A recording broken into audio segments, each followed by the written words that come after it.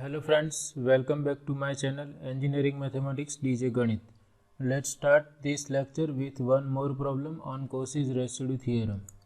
So in this problem we are asked to evaluate integral of this complex function z square sin z over 4z square minus 1 counterclockwise where C is the unit circle. Unit circle means circle with center origin and radius 1. So first we denote given function by f of z. So let f of z equal to z square sin z divided by 4z square minus 1. So we know that z square and 4z square minus 1 are analytic everywhere because they are polynomial functions, and sin z is also analytic everywhere. So f of z is division of two analytic functions. So this f of z will fail to become analytic at those points for which denominator is 0. So 4z square minus 1 is 0 if 2z minus 1 into 2z plus 1 equal to 0, and this means 2z minus 1 equal to 0, 2z plus 1 equal to 0. So this gives us 2 points z equal to 1 by 2 and z equal to minus 1 by 2. So f of z has isolated singularities at these 2 points. Therefore f of z has isolated singularities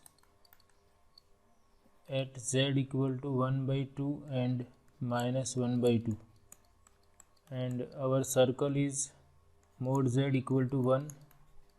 So it is obvious that these both singularities lie inside given circle, which lie inside C, where C is nothing but unit circle. So now f of z is not analytic at these 2 points only. Therefore f of z is analytic everywhere inside and on the simple closed contour C, which is unit circle here, except 2 points z equal to 1 by 2 and z equal to minus 1 by 2. Suppose this is unit circle, so this distance is 1, so we have 1 by 2 here and minus 1 by 2 here. So these are the 2 points at which f of z is not analytic, and here we have counterclockwise direction. So f of z is analytic everywhere inside and on this circle except 2 points z equal to 1 by 2 and minus 1 by 2. That means f of z satisfies the hypothesis of Cauchy's residue theorem, or we can apply Cauchy's residue theorem. So for that we have to calculate residue of f of z at these 2 points z equal to 1 by 2 and z equal to minus 1 by 2. So first we calculate residue at z equal to 1 by 2. For that we rewrite our function in this form. We can rewrite 4z square minus 1 as a product of two linear factors 2z minus 1 and 2z plus 1, 2z minus 1, 2z plus 1, and this remains as it is, z square sin z. Now we are trying to find out residue at z equal to 1 by 2. So for that I can rewrite this 2z minus 1 as, if I take 2 common, I will have z minus 1 by 2, and I keep other things as it is, z square sin z, and again this we can rewrite as, we keep z minus 1 by 2 in the denominator and all other things we write in the numerator, z square sin z divided by 2 times 2z plus 1. So f of z is written in this form. Suppose we denote this numerator by function of z, say phi of z, then f of z equal to phi of z divided by z minus 1 by 2, where this phi of z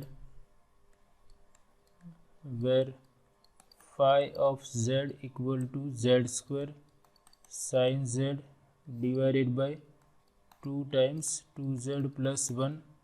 This is analytic at z equal to 1 by 2. Z equal to 1 by 2,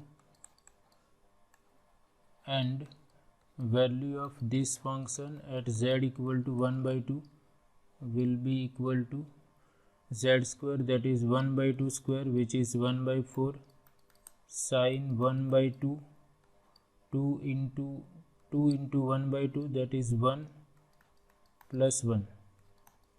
So this is going to be 2 into 2, 4. So we have 1 by 4 into 1 by 4, that is 1 by 16 times sin 1 by 2.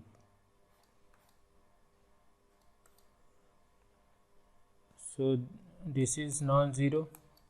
So f of z is written in this form: phi of z over z minus 1 by 2 to the power 1, where phi of z is analytic at z equal to 1 by 2 and phi of 1 by 2 is non-zero. Therefore f of z has a simple pole or pole of order 1. F of z has a simple pole at z equal to 1 by 2, and residue of f of z at z equal to 1 by 2 is equal to value of function phi at z equal to 1 by 2, which is 1 by 16 times sin 1/2.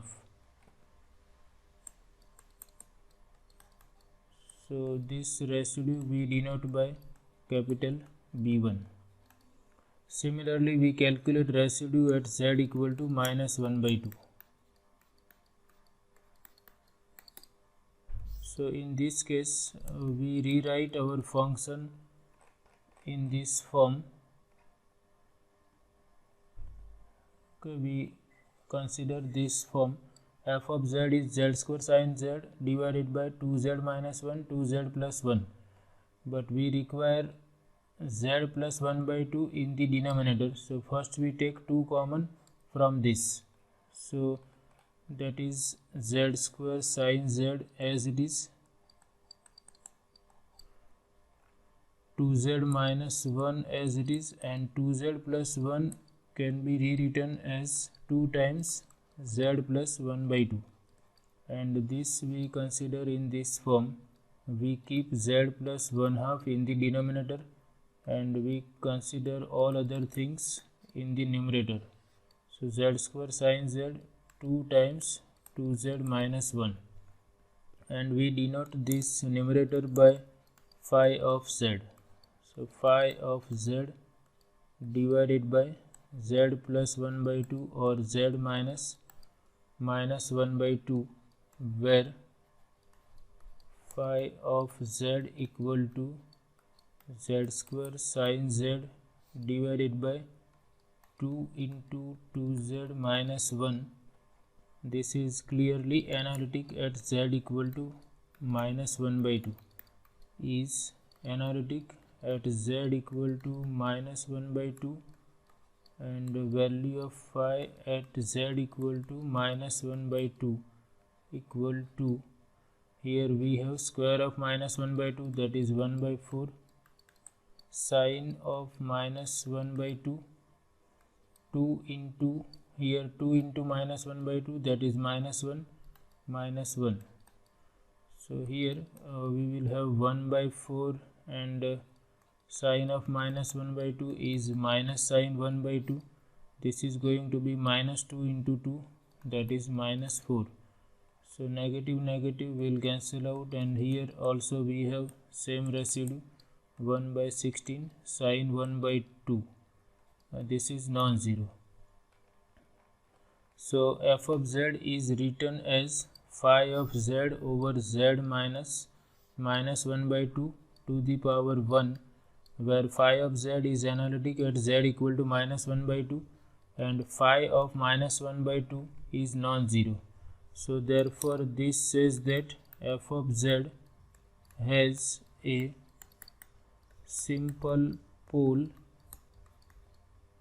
at z equal to -1/2 and residue of f of z at z equal to -1/2 is equal to value of phi at z equal to -1/2, which is 1/16 sine 1/2. So this is residue at z equal to -1/2. So now we apply Cauchy's residue theorem. By Cauchy's residue theorem,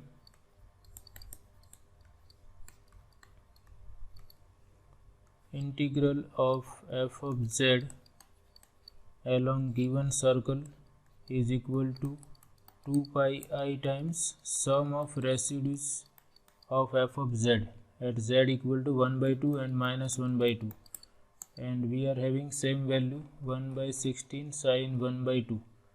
This is b1 and b2 are same. So 1/16 sine 1/2 plus 1/16 sine 1/2. So this is equal to 2 pi I times 2 times 1/16 sine 1/2. So this 2 into 2 4, that will cancel out 1 4 here, and we have pi I divided by 4 sine 1/2. So this is the value of given complex integral by Cauchy's residue theorem. Z square sin z over 4z square minus 1 dz along unit circle has value pi I divided by 4 times sine 1/2. Okay, so in this way we can easily find out sum of the complex integrals using Cauchy's residue theorem, provided that this function f of z is analytic everywhere inside and on a simple closed contour C except finite number of points. So this is all about this lecture. I hope you like it. Thank you very much.